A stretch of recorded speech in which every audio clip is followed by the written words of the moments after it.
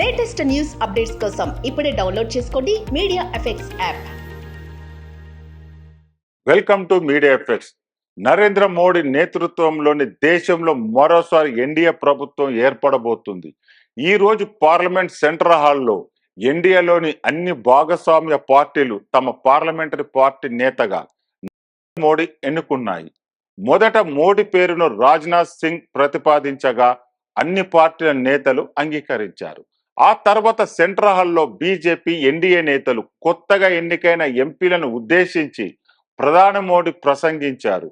ప్రసంగం ముగించిన వెంటనే నరేంద్ర మోడీ రాష్ట్రపతి భవన్కి వెళ్లారు. అక్కడ ప్రభుత్వాన్ని ఏర్పాటు చేయడానికి ఆహ్వానించాలని రాష్ట్రపతిని కోరారు. ఈ సందర్భంగా 15 మందికి పైగా ఎన్డీఏ నేతలు మోదీ వెంట ఉన్నారు.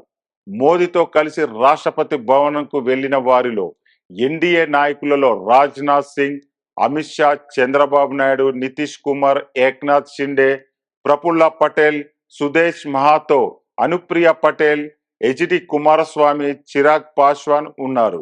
కాగా జూన్ 9న నరేంద్ర మోడీ మూడోసారి ప్రధానిగా ప్రమాణ స్వీకారం చేయనున్నారు. పార్లమెంట్ సెంట్రల్ హాల్లో లోక్సభ ఎన్నికల ఫలితాలపై మోదీ విపక్షాలపై విరుచుకుపడ్డారు. కాంగ్రెస్ కు 3 ఎన్నికల్లో వచ్చిన సీట్లే ఈసారి వచ్చాయి. 10 ఏళ్ల తర్వాత కూడా కాంగ్రెస్ 100 మార్కును దాటలేదు. విజయాన్ని ఎలా జీర్ణించుకోవాలో మాకు తెలుసునని మోడీ అన్నారు. సుపరిపాలనలో కొత్త అధ్యాయాన్ని లిఖిస్తామని మోదీ అన్నారు. అభివృద్ధి చెందిన భారతదేశ కలను సాకారం చేస్తామన్నారు. దేశానికి ఎన్డీఏ పైన విశ్వాసం ఉంది. పెరిగిన భారతీయుల అంచనాలకు తగ్గట్టుగా పాలన అందిస్తామన్నారు. గత 10 సంవత్సరాల పని కేవలం ట్రైలర్ మాత్రమేనని, మరింత వేగంగా విశ్వాసంతో దేశాన్ని అభివృద్ధి చేస్తామన్నారు.